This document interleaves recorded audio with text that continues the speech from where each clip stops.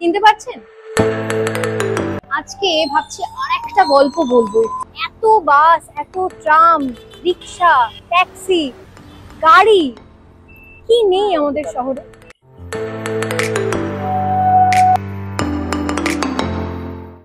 অনেকের সুবিধা হয় যারা বিভাগে থাকে।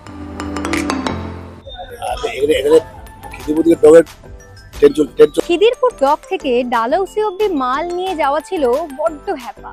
ব্রিটিশদের মাথায় এলো এক অভিনব আইডিয়া, কেমন হয় যদি একটা রেল লাইন চালু করা যায়।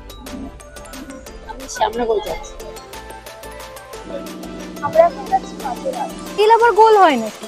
1984-তে এই চক্ররেল চালু হয়েছিল ঠিকই,